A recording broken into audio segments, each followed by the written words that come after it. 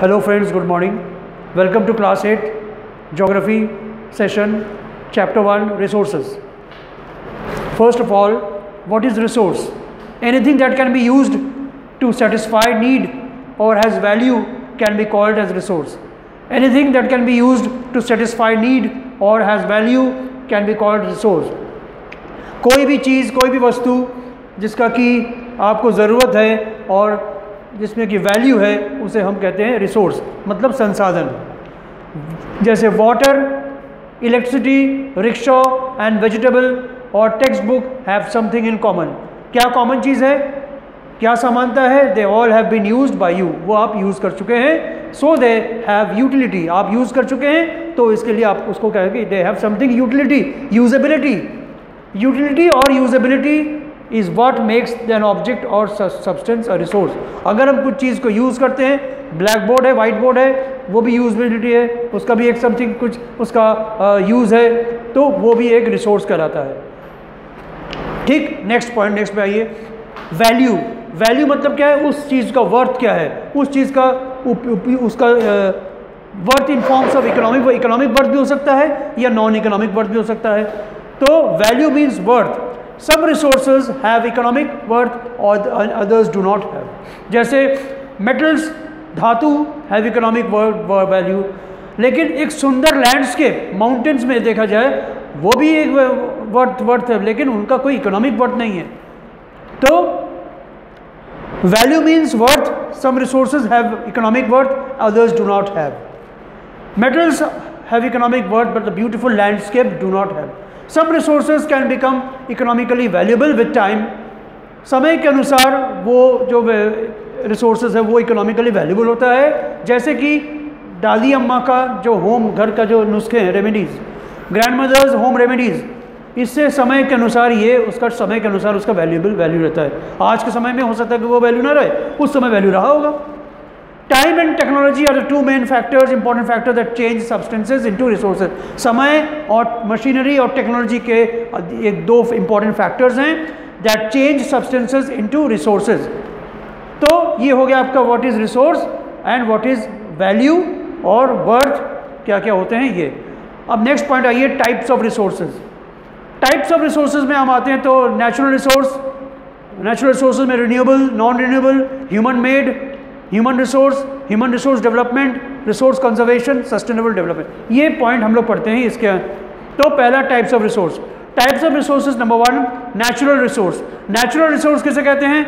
Resources that are drawn from nature. जो resource nature से हम ड्रॉ करते हैं and used without much modification.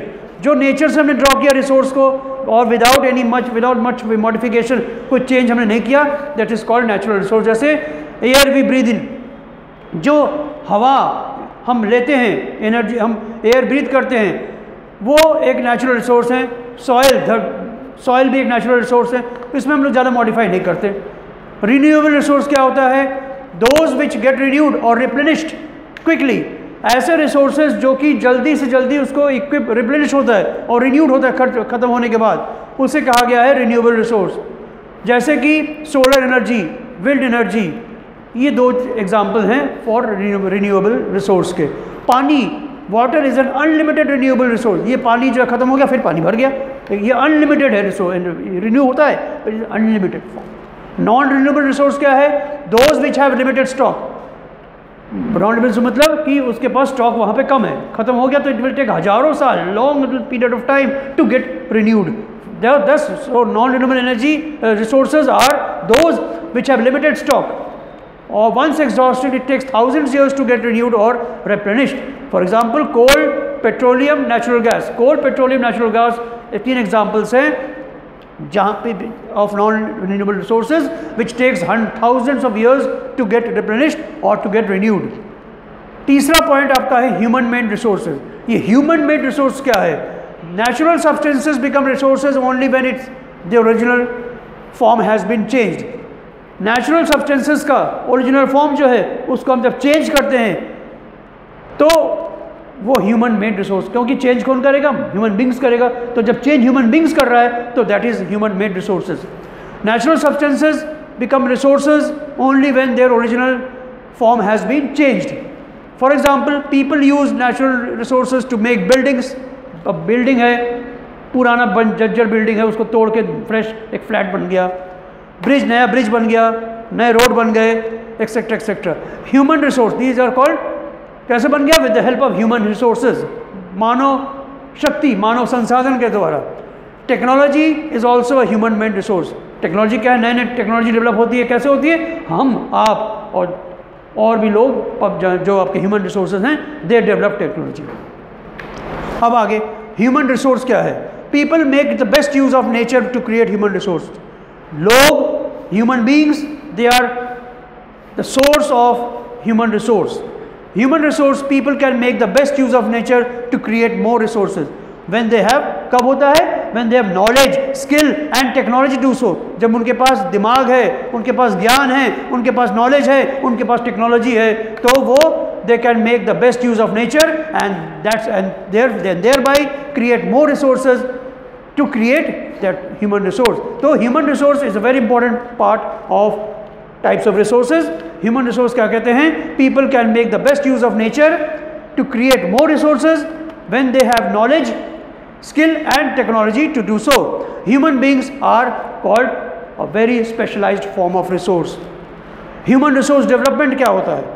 Improving technology, quality of people, improving quality of people's skills so that they are able to create more resources is known as human resource development. Human resource के बारे में पहले पता चल गया आपको। अब human resource को डेवलप कैसे करते हैं?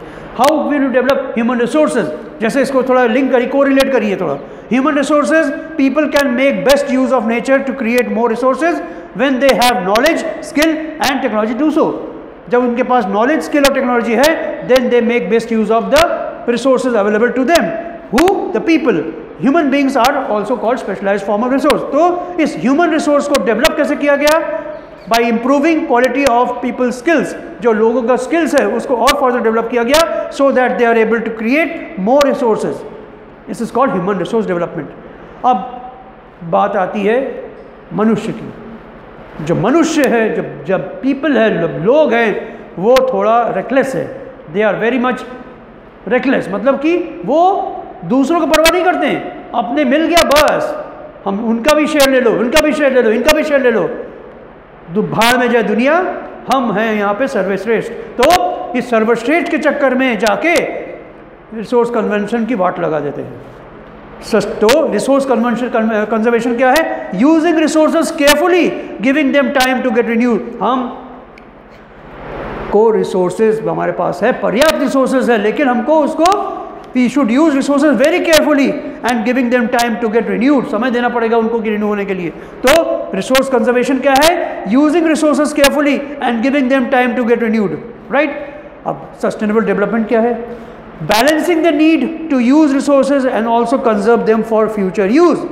Sustainable development is balancing the need of use of resources. Resources का जो यूज है, यूसेज आपका है, और जो कंजर्वेशन टाइम है उसको भी हम बैलेंस करना चाहिए कि जितना टाइम लग रहा है कंजर्व रिन्यू होने में और जो हम यूज़ करें उसका एक सामंजस्य होना चाहिए। यह नहीं कि हम खर्चा करके चले गए और उस हज़ारों साल लग रहा है उसको रिन्यू होने में, तो ये गलत बात है। तो रिसोर्सेज चैप्टर में रिसोर्स कंजर्वेशन और sustainable development are the two main important parts of this chapter. Next point पे हम आते हैं, प्रिंसिपल्स ऑफ सस्टेनेबल डेवलपमेंट।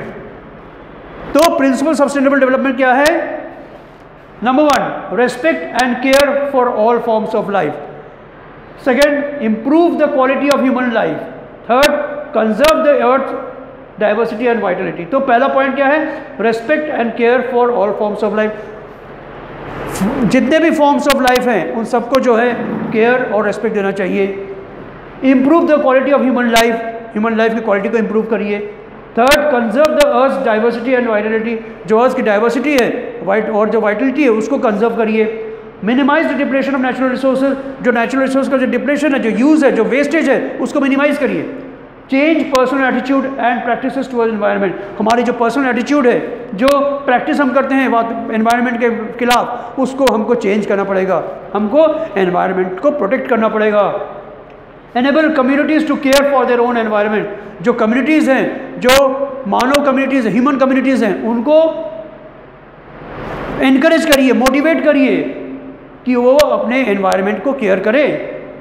तो 1 2 3 4 5 6 पॉइंट है which are called principles of sustainable development, which is very important. अब conclusion में हम आते हैं कि the future of our planet and its people is linked with our ability to maintain and preserve the life support system that nature provides। जो nature हमको provide कर रही है लाइफ सपोर्ट सिस्टम, उसमें हमारे फ्यूचर ऑफ आवर प्लैनेट और हम और आप इसमें लिंक है। देयरफॉर हमारी ये ड्यूटी है to ensure that all uses of renewable resources are sustainable. हमको जो हम यूज़ करते हैं रिन्यूएबल रिसोर्सेज, उसको सस्टेनेबल यूज़ करना चाहिए। Second, diversity of life on the earth is conserve. जो लाइफ जो डाइवर्सिटी ऑफ लाइफ है, जैसे पेड़ पौधे हैं, एनिमल्स हैं, उनको कंजर्व करना चाहिए। और last and not least, damages to natural environment system is minimise. जो नेचुरल एनवायरनमेंट सिस्टम है टोटली इन टोटलिटी, उसको हमको मिनिमाइज करना पड़ेगा। तो friends, to conclude again, the chapter of resources is complete. You have got the PDF, just go through it and I will provide you the question answers later on. So have a nice day. Thank you.